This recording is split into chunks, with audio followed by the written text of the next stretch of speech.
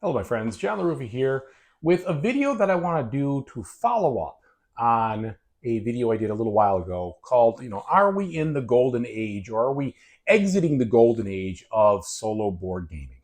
In my precipice a couple months ago, not precipice, what is that? My thought a couple of months ago was that we may be exiting the golden age of solo gaming. And I don't know what it was. Maybe I was just um, it just the kind of games that I liked hadn't been published in a little while, or I felt like a lot of things were becoming more redundant, or we were kind of rolling over similar territory. And so, if you remember that video, I was kind of trying to figure out what your thoughts were. And we hadn't gotten into the meat and potatoes yet of the big releases of Gen Con or Essen.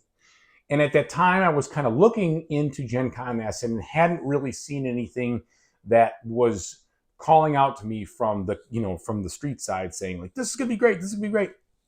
Well, since then, we have gotten through Gen Con, we have gotten through Essen. I've gotten all the games that I was going to get from the Gen Con releases, and I'm about a third of the way through the Essen releases. So what do I think? Well, this is just an opinion video, but I'm very interested to see what your opinion is as well. But I think that I was mistaken.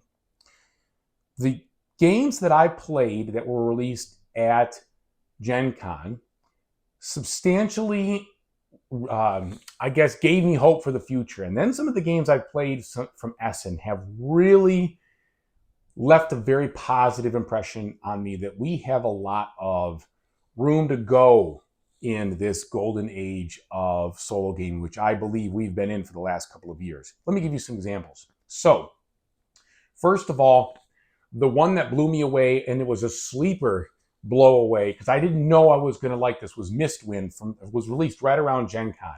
That game was so enjoyable. And I did a lot of videos on it. It was a route building game with some pick up and deliver, and just a very interesting way to handle a game like that without being super bogged down in minutia and also really difficult to accomplish. In that game, the more you built the route, the easier it would be to move around the board. I found that fantastic, and I thought that the solo play for it was really enjoyable. The other one that really helped me kind of think, hey, there's more to a theme that I've seen a lot, was the refresh of Harvest. I never played the original Harvest, but I've played a lot of farming games, or at least I've played a lot of Agricola and similar kind of the mechanisms like that. But Harvest took a fairly simple concept and tightened it up in such a way and put some different scenarios on it that made it very challenging and very thought-provoking from a standpoint of, hey, this is a well-done theme before, or a well-used theme, but yet I'm going to twist it on its head just a little bit, make it very tight, and really provide a very fun solo experience. Again, another checkbox of, we've done this before, but now I'm doing it in a way that has made it very enjoyable, really like that. And then right around that time, or a little after, I saw the release of Inventors of the South Tigris. And Inventors of the South Tigris, I thought, was a phenomenal game. And I said that in my original video. I was coming up and I had high hopes for it. Man, was that good solo-wise. And so I was starting to get really excited about these things and about the differences, or maybe we're not at the end. Maybe I'm not going to be, kind of sad in the way that we're going, and it's over. And then we hit a couple other ones I should mention too. Pirates of Maracaibo helped me understand that I really like. That was another one right around the Gen Con release, and it helped me understand that I really like little bits and pieces of rewards. I love getting rewarded for each little action that I take, and that game is all about that. It stripped away a lot of the challenges in Maracaibo, which was moving around and trying to do the timing and this and that. It still has some timing things, but it was mostly focused on just like, I go here, I get this reward. I go here, I get this reward. I go here, I get this reward. And that distillation was really fun. So really enjoyed what I saw there. And then I even saw some other ones that were new concepts, like Weirdwood Manor. Weirdwood Manor was a game that had all sorts of interesting, puzzly like things you had to consider because the entire game board shifted on a constant basis, opening up and closing places you wanted to go. And each of the places on the board really were important for the strategy because you could take actions in those rooms. And that was really cool. So I immediately at that time, after getting through Gen Con, said, well, I've got to do a follow-up here. But let's wait until we get some Essen releases and see, is it just a flash in the pan, or are we going to see more things that are going to, at least for me, convince me we're still in the golden age of gaming? And then some of the ones I've already played from Essen are really, really gems. The first one is Mennefer. So Mennefer wasn't on my radar. Didn't even know it was coming out. Didn't know it was related to one of my favorite games, Sabika over here. Same designer. My goodness, is that game an awesome game. And an awesome game from a solo standpoint and an amazing game, period. That game blew me away, and I love playing it for two reasons. Number one, I love those little rewards. And number two, I realize I also like moving up on tracks that give me little rewards. And the more you get down a track, the more powerful it gets. Now, that is not a new concept per se, but it just was done so well. It said, yes, there's still more to do in this hobby, even on well-tested concepts, that you're still going to be enjoyable. So I love that. And then I played the retheme of Glass Roads, Black Forest.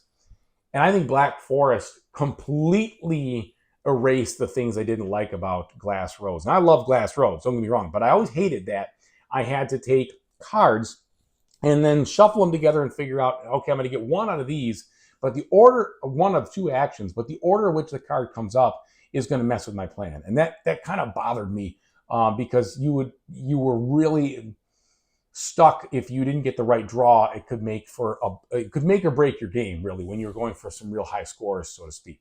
But Black Forest did away with all that. In fact, it doubled down on what I like about that kind of game. It doubled down on it gave you more buildings to work with, that each of them were double-sided, that every time you played, the buildings were going to be different, but it didn't feel like they were going to be randomly different because only 10 of them would flip over. So some of them you could count on most likely being there, some of them you couldn't. And then the board, the moving around the board, really exciting, really fun, great experience of like trying to puzzle out the most efficient way to do what you're trying to do to get through to the higher score levels. So Black Forest really made me like, oh yeah, you took a game that could have been just derivative again of Glass Roads and you made it twice as good. So those are just a couple of examples. I'm just trying to see if I missed anything. I probably did, but those are a couple of examples where I feel like we are still in the thick of things. And that makes me really happy. I was a little bit discouraged, I think, as we got into that weird springtime, early summer period where you're going a long time where you're just not seeing some of the major releases. And I was hungry for the Euro games like Black Forest. I was hungry for the track upgrade games like Mennefer, even though I didn't know that was coming out. And I was hopeful for some of the other ones, some of the brand new, like Inventors of the South Tigris. Really, I mean, the only thing it uses those dice as activation, which is what the South Tigris is all about. But really some cool concepts in there and just a brand new kind of gameplay, in my opinion, of how that worked or how that felt. So cool stuff. I think we're still in the thick of things. I think we still have a long way to go. I really hope we have a long way to go. And I have some more Essen releases that are coming that I'm going to be very glad to share with you when they show up. And when those do, we'll see how they go. But so far, my hope has been rekindled in where we are from a solo standpoint in this hobby. Let me know what you think. Maybe, because I had some really good, really insightful comments. I had people who were saying, we're still there, or no, I think it's all derivative, it's fallen down, or whatever. So I'm interested to see, has the recent releases in the last couple of months brought more joy to you in the hobby, or are you saturated? Are you full? So let me know. Thanks again for watching, everybody. I really appreciate it. And whatever you do in the future, I really do hope you have a fantastic time doing it. Take it easy.